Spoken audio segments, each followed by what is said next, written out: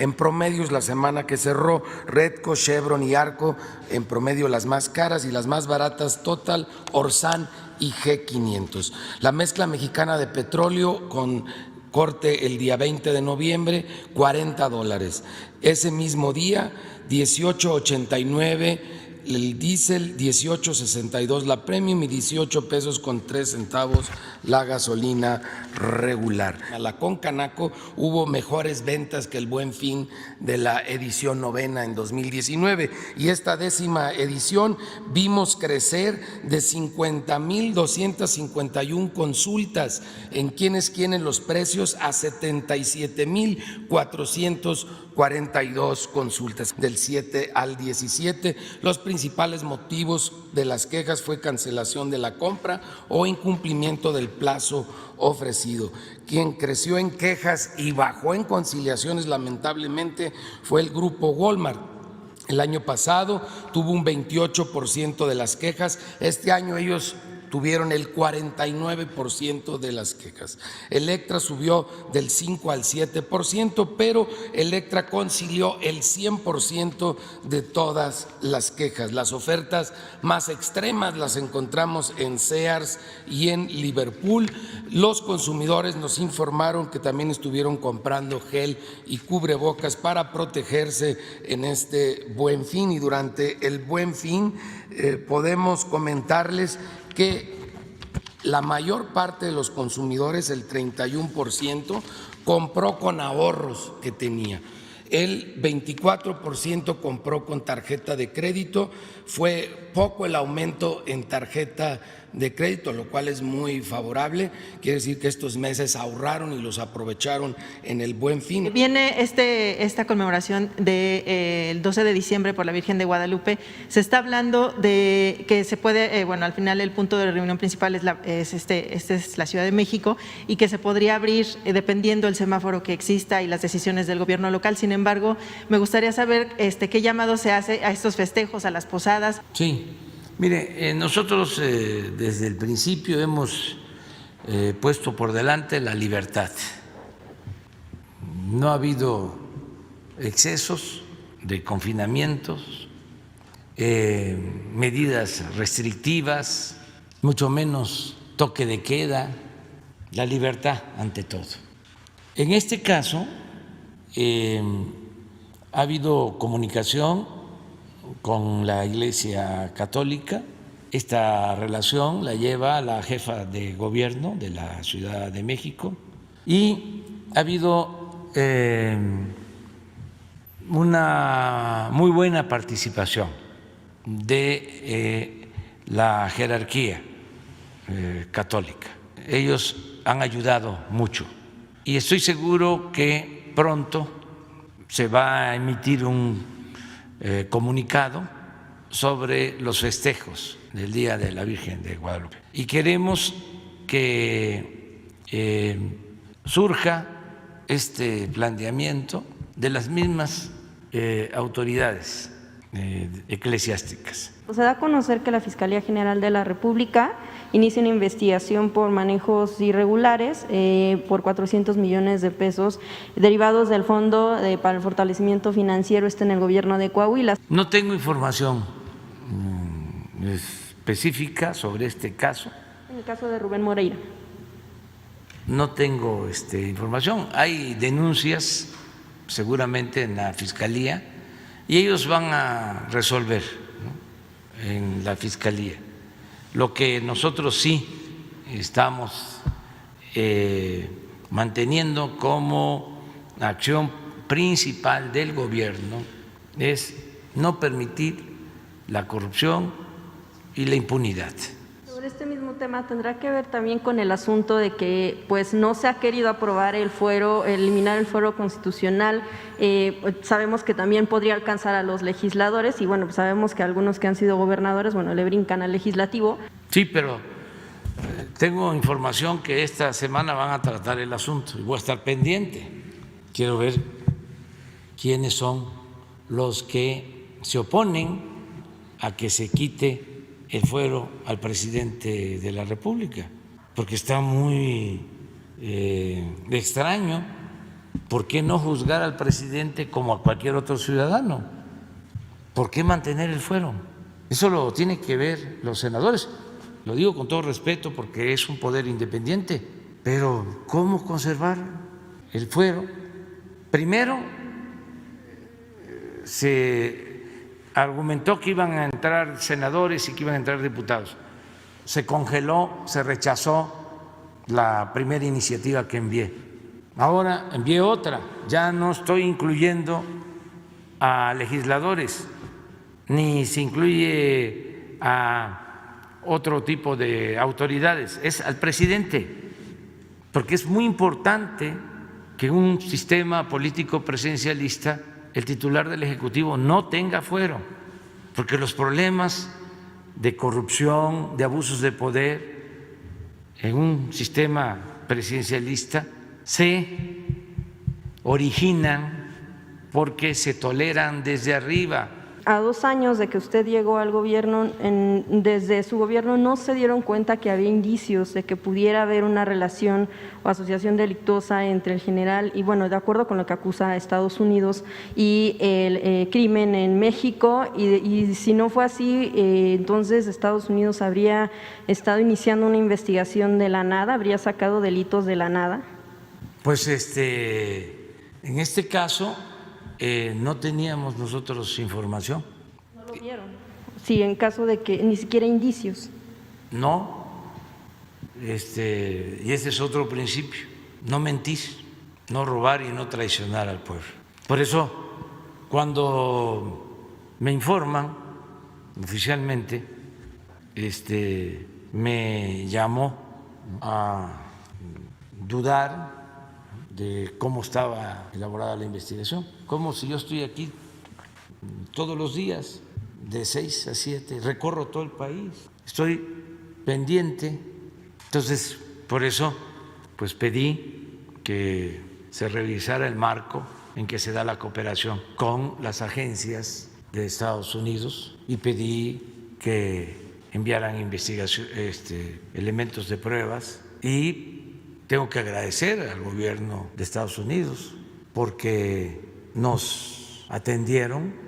No es como dicen algunos que amenazamos, no, ha habido una muy buena relación de cooperación, de confianza. Entonces, esto surgió de manera extraña, aunque no hay nada casual. Se presenta esta acusación.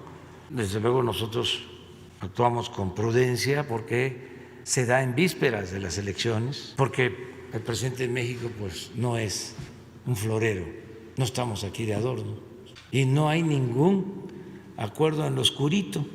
No es que se haya amenazado, ni mucho menos lo que están diciendo una agencia de estas famosas. Sí, ¿cómo se llama? Reuters. Es famosa, ¿verdad? Es especializada en finanzas. Sí, ¿no? Es general, pero es como la AP o así, famosa. Pues se equivocaron porque insinuaron, para que no vayan a decir que no tenemos cuidado en el manejo del lenguaje, insinuaron de que nos mandaban al general Cienfuegos para que nosotros les mandáramos a un jefe de una banda del crimen organizado. O sea, quién sabe en qué estaban pensando o quién les filtró esa información, porque también esa era otra práctica muy arraigada y perversa, de que se filtraban informaciones para generar desconcierto, para quitarle fortaleza a las instituciones mexicanas, para poner en entredicho al gobierno de México y al país. Entonces eso se terminó, sea quien sea. O sea, si se miente y se busca perjudicar a México, tenemos nosotros que replicar, informar, argumentar, no quedarnos callados. Por eso es importante la autoridad moral porque si hay autoridad moral, hay autoridad política. El fiscal, Alejandro Germanero, es una persona recta, él tiene a su cargo atender este caso y otros, y hay que esperar el resultado. Judith Sánchez Reyes, corresponsal de Imagen del Golfo de Veracruz. Presidente, la semana pasada se aprobó en el Senado de la República una reforma que plantea que la Unidad de Investigación Financiera perteneciente a la Secretaría de Hacienda y Crédito Público pueda congelar cuentas sin orden judicial cuando existan posibles delitos como lavado de dinero o terrorismo. Hay quienes han comentado que esta reforma, puede generar mayor corrupción en el país, incluso la califican de arbitraria, ya que puede ser usada de forma discrecional. ¿Cuál es su opinión al respecto? Bueno, es una iniciativa que se envió para fortalecer a esta unidad de inteligencia financiera que está haciendo muy buen trabajo a cargo de Santiago Nieto. Entonces van los legisladores a revisar lo que se está proponiendo. Creo que estas es las cuentas, ¿no? Y este es el monto.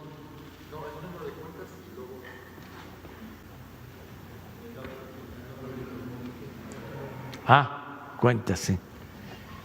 Esto es 15, lo que no sé, el promedio mensual, sí.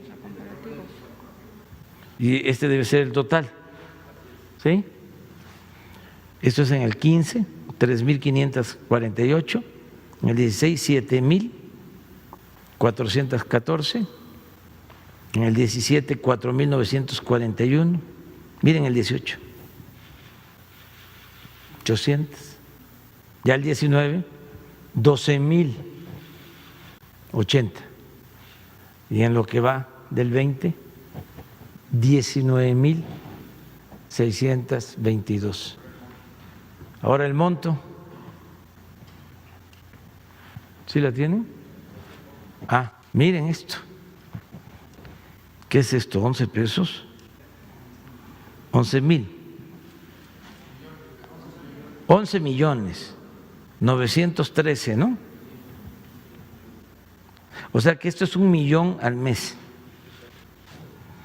en el 15, 76 millones al mes en el 2016, son 913. En el 2017, 8 millones al mes, 94 millones. No, pues aquí en el 18, mire, 69 millones. Ya en el 19 es 4.750, 397 por mes, y ahora 794 millones por mes, 7.935 millones. Entonces sí está haciendo su trabajo. Hay cuentas que permanecen congeladas porque hay juicios, ¿no? Hay personas que están siendo juzgadas, ¿no? Empresas, y hay otras que se les liberan sus cuentas, porque entonces, no se trata de congelar por congelar, pero hay muchísimas otras acciones. No sé cómo está ahora el peso, nuestra moneda. Ayer, imagínense el orgullo que me dio decir que en 2 años no se ha devaluado, no se ha depreciado nuestra moneda, decirlo enfrente de jefes de Estado, y más orgullo me da poder decir que el precio de la gasolina hoy es más bajo que hace 2 años, cuando llegamos al gobierno. Finalmente, presidente, usted ha manifestado su postura respecto a las recomendaciones que ha hecho el Fondo Monetario Internacional. Mi pregunta sería, ¿qué instancia u organismo de corte internacional ¿le daría usted el crédito, ¿no?, o la validez para poder tomar en cuenta alguna sugerencia y aplicarlo en la cuestión de las políticas económicas, sobre todo en este panorama que todavía se vislumbra de incertidumbre económica, porque la pandemia, vaya, va a seguir y todavía no sabemos hasta cuándo? Entonces, que eso no solamente podría impactar a nivel nacional, sino incluso internacional. ¿Qué organismos? Bueno, yo siento que no actuaron bien los organismos internacionales en el pasado. Durante todo el periodo neoliberal en México, ellos fueron corresponsables de la crisis de México. Sin duda, ellos imponían la política económica. Cuando comenzó a imponerse esa política, obligaban al gobierno de México a firmar las llamadas cartas de intención, y ahí se establecía lo que tenía que hacer el gobierno: una violación flagrante a la autonomía, a la soberanía de nuestro país. Ahí recomendaban que no aumentaran los salarios, y gobiernos subordinados, serviles, aplicaban esas políticas. Por eso, en 30 años, el salario mínimo perdió más del 70% de su poder adquisitivo. A veces aumentaban el salario mínimo por abajo de la inflación.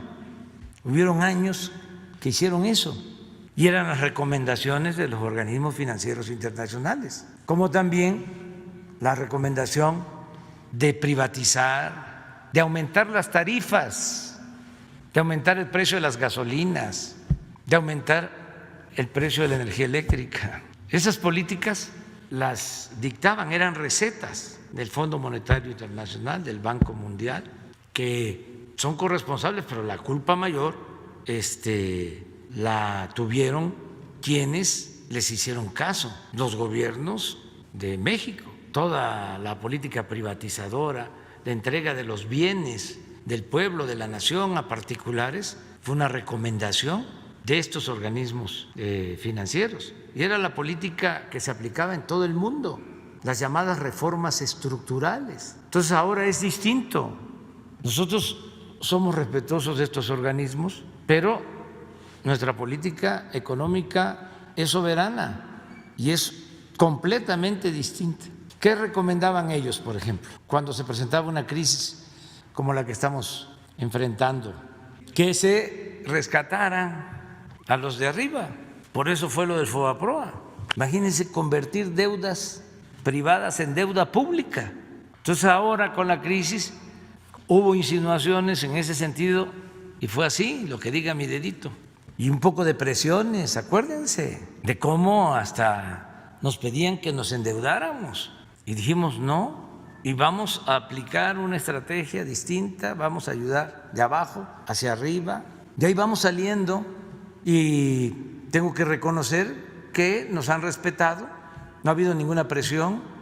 Incluso se acaba de lograr una reestructuración de un contrato de deuda a tasas muy bajas, favorables a México, con estos organismos. Ya es un trato distinto, y qué bien que ellos están buscando un cambio en sus políticas que resultaron un rotundo fracaso.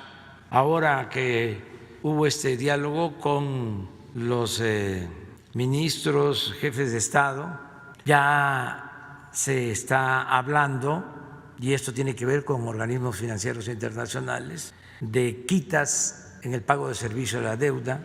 Nosotros agregamos que no solo debe ser quitas para reducir el servicio de la deuda o lo que se destina al servicio de la deuda, sino también quitas al capital, todo esto en beneficio de países pobres, y también que se promueva que las tasas de interés para países en vías de desarrollo, países medios, se ajusten a estándares internacionales, pero tomando en cuenta lo que se cobra de interés en los países más desarrollados. No es posible que se tenga que pagar tasas de interés en países como el nuestro por deuda de 4, de 6%, y en países europeos esté al 0.5, o en Estados Unidos al 0.7 o al 1. ¿Por qué no ayudar a refinanciar? Nosotros vamos bien, pero podrían ayudar todavía más los organismos financieros internacionales. Nosotros no tenemos problemas financieros, acaban de calificar a México, se mantuvo la misma calificación, tenemos finanzas sanas, están creciendo las reservas en dólares que maneja el Banco de México. Vamos a cerrar el año sin problemas, no se les han dejado de entregar las participaciones a los estados, a los municipios, se paga a los proveedores, me refiero al gobierno federal, y se nos presentan situaciones como las de las inundaciones en el sureste, que van a requerir de apoyos económicos adicionales, y tenemos reservas para eso. Voy a firmar esta semana un decreto de protección a la población civil en todo lo relacionado con el manejo de las 4 hidroeléctricas, de las 4 presas del río Grijalva, para que los vasos de esas presas se mantengan vacíos en temporadas de lluvia, septiembre, octubre, noviembre, diciembre, bueno, agosto, septiembre, octubre y noviembre, básicamente. Sigue lloviendo mucho en Guatemala, y ahora el problema lo tenemos por creciente en el río Sumacinta, que es el río más grande de México, nace en Guatemala, el mono sagrado, y está creciendo mucho, afectando la parte baja de Boca del Cerro, donde inicia el Bajo Sumacinta, municipios como Tenosique, Balancán, Zapata, Chentla. Entonces, ahí está trabajando el Ejército, la parte alta, y la Marina, la parte baja, ayudando. Ahí no hay ningún control hidráulico, no hay presas.